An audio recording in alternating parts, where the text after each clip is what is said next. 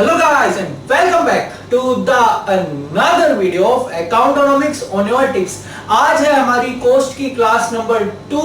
इससे पहले मैंने आपको total fix cost, total variable cost और टोटल कोस्ट के बारे में डिटेल से बता दिया था। एक्सप्लिसिट कोस्ट और इम्प्लिसिट कोस्ट भी किया था। तो आज की क्लास पिछली क्लास के कंटिन्यूएशन में ही है। तो अब आइए विदाउट वेस्टिंग टाइम हम स्टार्ट करते हैं आज की क्लास के टॉपिक। तो सबसे पहले हम करेंगे एवरेज कोस्ट। तो एवरेज कोस्ट का सिंपल सा मीनिंग यही है कि अगर आप टोटल कोस्ट को, जो हमने पिछली क्लास में किया था, टोटल कोस्ट को क्वांटिटी से डिवाइड कर देते हो तो वही आपकी क्या होती है, एवरेज कोस्ट होती है। और एवरेज कोस्ट दो टाइप की, एवरेज फिक्स कोस्ट और एवरेज वेरिएबल कोस्ट। या तो अगर आपको एवरेज कोस्ट निकालनी है तो इन दोनों को जोड़ दो, या फिर टोटल कोस्ट को क्वांटिटी से डिवाइड कर दो। तो अब आइए सबसे पहले देखते हैं हम एवरेज फिक्स कोस्ट क्या होती है। हम सबसे पहले उसका मीनिंग देखेंगे, फिर उसका स्केड्यूल और फिर उसका डायग्राम। तो एवरेज फिक्स कोस्ट का मतलब total fix cost divided by total output. अगर हम टोटल फिक्स कोस्ट को क्वांटिटी से डिवाइड कर देते हैं तो वही आपकी क्या हो जाएगी, एएफसी हो जाएगी।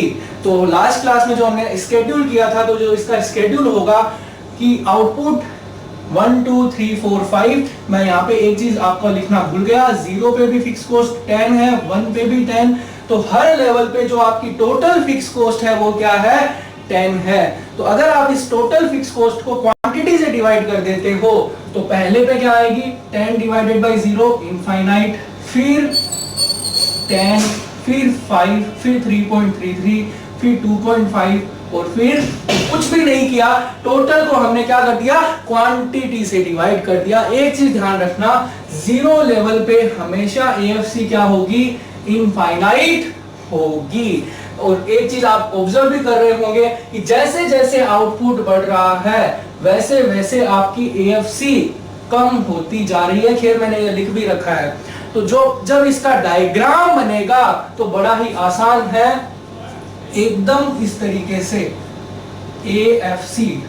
तो जो इसका डायग्राम बनेगा वो रेक्टेंगुलर हाइपरबोला होगा। मतलब अगर इसके कोई भी पॉइंट, ये A point, B point, C point, कोई भी पॉइंट है, उसका एरिया जो होगा वो हमेशा का क्या रहेगा, सेम रहेगा। मतलब area under the curve same against all point.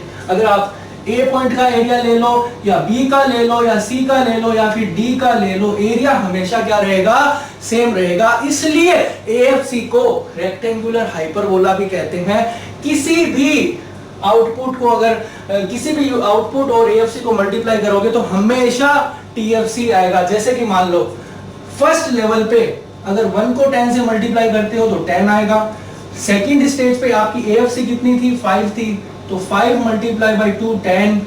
इसी तरह 3.33 को 3 से मल्टीप्लाई करोगे 3 यूनिट पे तो 10। मतलब अगर एएफसी को आप क्वांटिटी से मल्टीप्लाई करते हो तो हमेशा आपका आंसर टीएफसी के बराबर 10 ही आएगा। आप खुद सोचिए तो सही।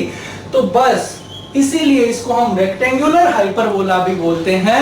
और जो इसका दूसरा पॉइंट था मैंने ऑलरेडी समझा दिया, जैसे जैसे आउटपुट बढ़ता है वैसे वैसे एएफसी कम होता जाता है।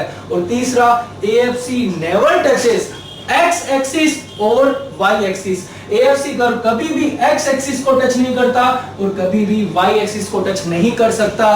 रीजन क्या, क्योंकि टीएफसी आपका कभी भी 0 नहीं हो सकता।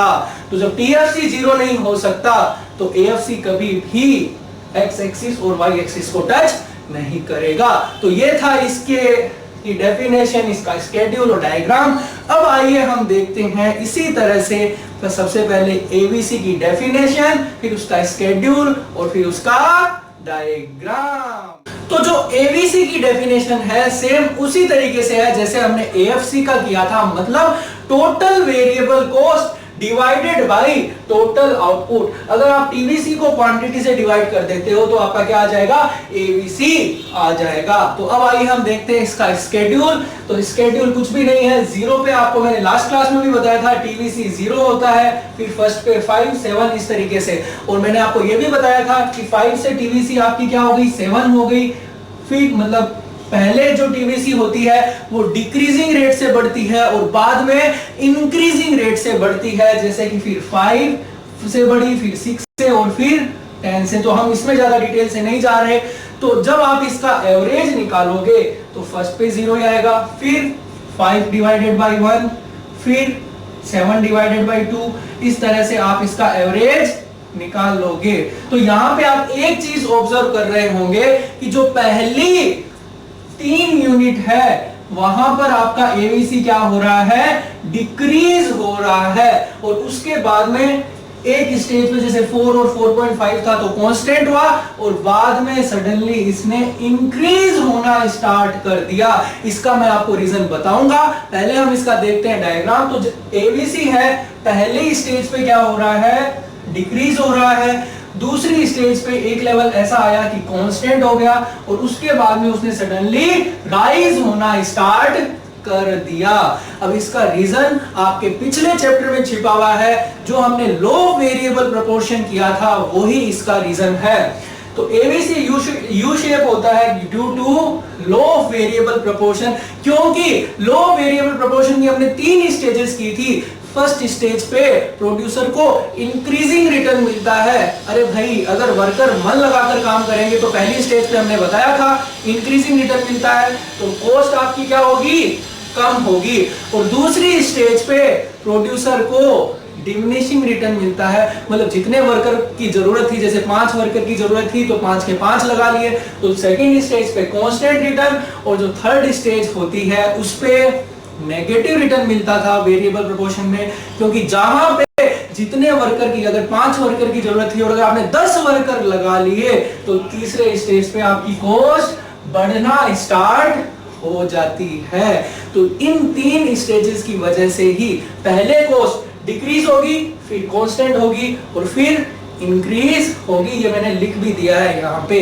तो ये था एबीसी का डेफिनेशन, स्केड्यूल और डायग्राम। अब आइए हम देखते हैं एएफसी, एबीसी और एसी, इन तीनों के डायग्राम एक साथ विद शेड्यूल के साथ। तो जो एवरेज कॉस्ट निकालने का तरीका होगा, जो मैंने वीडियो के स्टार्टिंग में भी बताया था कि या तो आप टोटल कॉस्ट को क्वांटिटी से डिवाइड कर दो, या फिर एएफसी और एबीसी दोनों को निकालकर उन दोनों को ऐड कर दो। तो जो इसका स्केड्यूल बनेगा, जो मैं 2 क्लास से वही एग्जांपल ले रहा हूं कि 0 से लेके 5 तक लिया। टीएफसी हर लेवल पे 10 10 10 इस तरीके से, टीवीसी 0 5 7 12 18 और 28। अगर आप टीएफसी और टीवीसी दोनों को जोड़ देते हो तो क्या आ जाएगी, टोटल कॉस्ट आ जाएगी 10 + 0 = 10, फिर 10 + 5 15, 10 + 7 17, इस तरीके से फिर 22 28 और 38। और अगर आप इस टोटल कॉस्ट का को अगर आप क्वांटिटी से डिवाइड कर देते हो तो आपकी क्या आ जाएगी, एवरेज कॉस्ट आ जाएगी।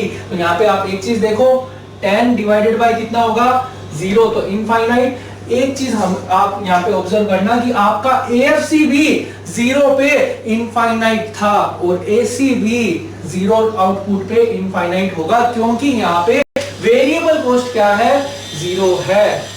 तो एसी और एएफसी दोनों के दोनों बराबर होंगे, कौन से लेवल पे, 0 लेवल पे।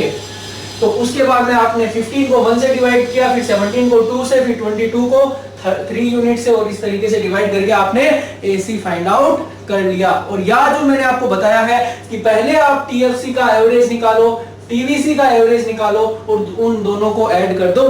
दोनों ही मेथड से आंसर आपका सेम आना है। तो अब अगर इसके डायग्राम की बात करें तो बड़ा ही आसान है। तीनों डायग्राम हम एक साथ बना रहे हैं। तो एएफसी का मैंने आपको बताया था रेक्टेंगुलर हाइपरबोला बनता है। एबीसी का डायग्राम बताया था यू शेप बनेगा, और जो एसी का डायग्राम बनेगा वो भी यू शेप ही बनेगा। अब देखिए तो सही कि पहले डिक्रीज हो रही है, ये पहली 3 यूनिट तक डिक्रीज हो रही है और बाद में एक लेवल पे आके कांस्टेंट हो गई और बाद में इसने सडनली इंक्रीज होना स्टार्ट कर दिया। तो जो एसी का शेप होगा वो भी यू शेप होगा। रीजन क्या, वही reason, law of variable proportion. क्यों, फर्स्ट स्टेज पे इंक्रीजिंग, डिमिनिशिंग और नेगेटिव, जो मैंने अभी थोड़ी देर पहले आपको डिस्कस किया था, सेम रीजन है, सेम वो का वही आपको लिखना है। अब ये क्यों होता है? क्योंकि रीजन ये है क्योंकि एएफसी का इसमें बहुत नेग्लिजिबल रोल होता है, मतलब बहुत थोड़ा सा रोल होता है, क्योंकि जैसे जैसे आउटपुट बढ़ता है एएफसी तो डिक्रीज होती जाती है, तो एएफसी का तो रोल बहुत थोड़ा होता है, इसलिए एसी और एबीसी दोनों का शेप यू शेप होता है। और भी उसके कई सारे इंपॉर्टेंट पॉइंट है। एसी कर्व हमेशा एबीसी कर्व से ऊपर होगा। रीजन क्या? क्योंकि एसी में एबीसी और एएफसी दोनों की दो चीजें जुड़ी हुई है, तो इसलिए हमेशा एसी कर्व एबीसी से ऊपर होता है, क्योंकि उसमें एएफसी का पार्ट भी जुड़ा हुआ है। एक चीज इंपॉर्टेंट और है कि जैसे जैसे आउटपुट बढ़ेगा वैसे वैसे एसी और एबीसी इन दोनों का जो गैप है वो कम होता जाएगा। रीजन क्या है? रीजन ये है क्योंकि एएफसी तो हर लेवल पे क्या होती जाएगी? कम होती जाएगी। तो जो एसी का शेप डिटरमाइन करेगा वो एबीसी ही डिटरमाइन करता है, तो दोनों का गैप कम होता जाएगा, लेकिन कभी भी ये दोनों एक दूसरे को इंटरसेक्ट नहीं करेंगे। रीजन क्या? क्योंकि हर लेवल पे थोड़ा बहुत तो एएफसी रहेगा ही रहेगा, हर लेवल पे थोड़ा तो रहेगा ही, क्योंकि जो टीएफसी है वो हर लेवल पे फिक्स है 10 है, तो हर लेवल पे एएफसी थोड़ा बहुत तो रहेगा ही रहेगा। इसलिए ये दोनों के दोनों कर्व एक दूसरे को इंटरसेक्ट नहीं कर सकते। हाँ, इन दोनों के बीच का गैप कम होता जाएगा जैसे जैसे आउटपुट बढ़ेगा। ये था एसी, एबीसी और एएफसी के बारे में। आई होप आपको ये समझ में आया होगा। एक बार आप वीडियो को बंद मत करना, क्योंकि 1 मिनट में मैं आपको दोनों क्लास की रिवीजन बता देता हूं, दोनों क्लास की समरी बता देता हूं। हमने ये किया था कि टीसी बराबर होता है टीएफसी प्लस टीवीसी, ये किया था। अगर हम इन दोनों को क्वांटिटी से डिवाइड कर देते हैं तो आपकी क्या आ जाएगी? एवरेज कॉस्ट आ जाएगी, मतलब एएफसी। टीएफसी को क्वांटिटी से करोगे तो एएफसी, और टीवीसी को क्वांटिटी से करोगे तो एबीसी। तो ये इन दोनों क्लास को आप एज ए समरी के तौर पे ले सकते हो। तो आई होप आपको ये पूरा का पूरा कंसेप्ट समझ में आया होगा। नेक्स्ट वीडियो में हम मार्जिनल कॉस्ट के बारे में करेंगे, और उसके बाद में इस चैप्टर से रिलेटेड जो बचे हुए रिलेशन है और जो प्रैक्टिकल क्वेश्चन है सब कुछ करेंगे।